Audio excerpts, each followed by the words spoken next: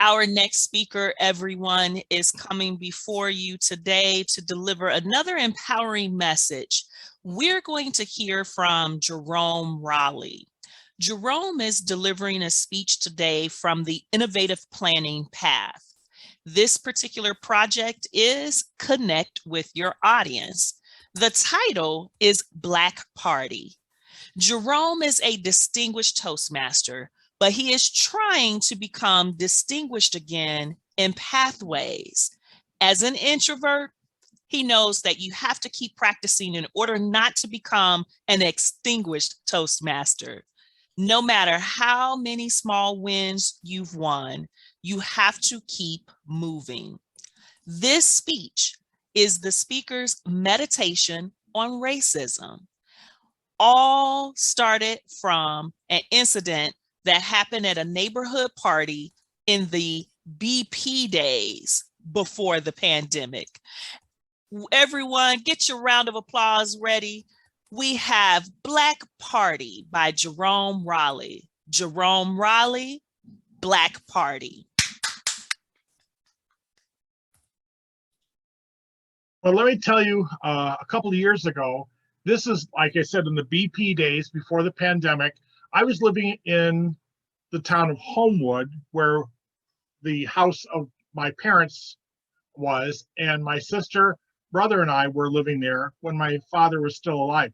Now, at that time, there was only one Black family that lived in my particular neighborhood. They were a couple, Marine and his wife, ex-Marine and his wife. And they were good friends with my younger brother, Jim. And I was endeared when he passed away a couple of years ago at his funeral. They confessed that their nickname for him was the Irish teddy bear. And when I heard that, I thought that was the perfect description of my brother. Now, there was another Black family that moved in, and there was a block party that was going to be going on. And I thought, well, I'll go and introduce myself to them. And this is kind of nice. And I went down and I saw that this family had a daughter that was probably first or second grade. In fact, I learned later that they moved to Homewood specifically because it had such a good system. A good school system. And I noticed how the daughter was playing with, the other girls of her age. And there was no problem about acceptance. They were all having fun. They didn't see the color of their skin. They just knew that here's another girl we can have fun with. Now, I went up and the guy who was the father of the family was there giving out burgers and beers and stuff. And I got one of each from him. And I saw, as I watched the kids play, I thought I wanted to just go up to that guy and tell him how glad I was he had moved into the neighborhood. And so I went up.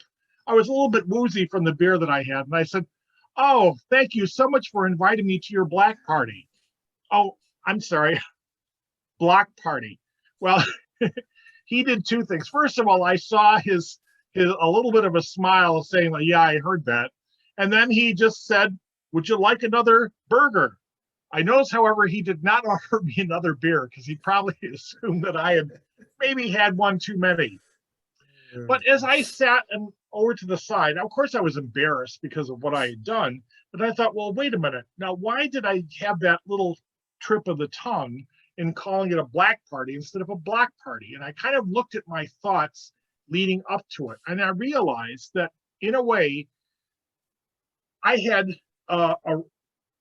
what you might call a very subtle version of racism, which was this. In other words, a person who was Black, instead of seeing that person as a negative, which is a negative form of racism, in other words, that you have a negative opinion about somebody you've never met before, I had a positive view of this person, but I didn't know him or his wife or daughter.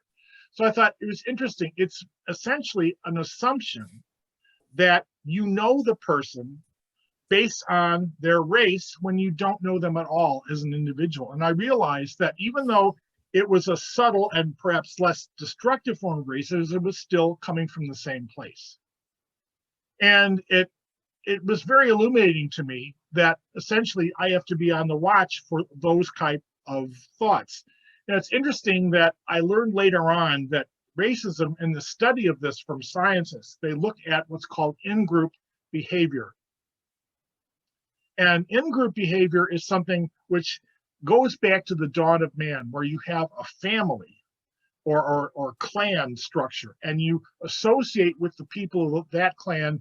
And sometimes you, especially with early man, you might go on raids for people who were in the out-group. So this in-group, out-group is something, in fact, it's actually goes back farther than early man. Chimpanzees are the other animal that, like man, will go on raiding parties to other tribes, you might call them, and, you know, create violence and destruction against those tribes. So for me, understanding that that is a kind of biological constant, that in other words, it's not just white people, it's everybody, it's a constant genetic propensity. Now, of course, as a white person, you overlay that on the culture that I live in, which has been shaped by slavery and a lot of other historical events, that of course shapes that feeling inside of me.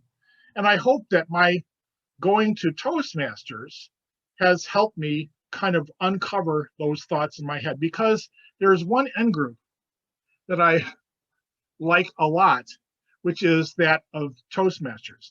Have you ever been at a grocery store and found out that somebody else is interested in Toastmasters and you take an instant like to them? Well, that's true. And of course, sometimes it works the other way around. For example, when my previous boss, I told her I was going to a Toastmaster event before work, and I showed up and she said, well, how was that wine tasting event you went to? I was trying to think, like, what the hell does she mean wine tasting event? And I realized, oh my God, she thinks Toastmasters is about drinking wine.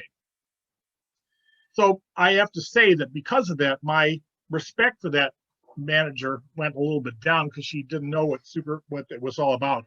In fact, I was at least relieved that somebody from HR wasn't following me with a breathalyzer because of that comment. But anyway, I am very much, I see in Toastmasters an in-group. And I'll relate to you just one last story. There was a person who was just visiting our club.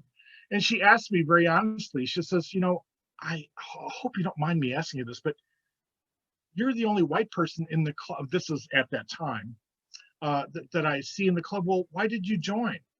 And I said, well, the reason I joined is because all of the all of the leaders of the district came, or a lot of them came from this club. So I said, I wanted to go where the leadership flourished. And that's why I joined this club. So for me, it doesn't matter what the color of your skin is. I just care about the color of your ambition. And if in your head, you just see the green light saying, go, go, go, I'm in your tribe. Thank you very much.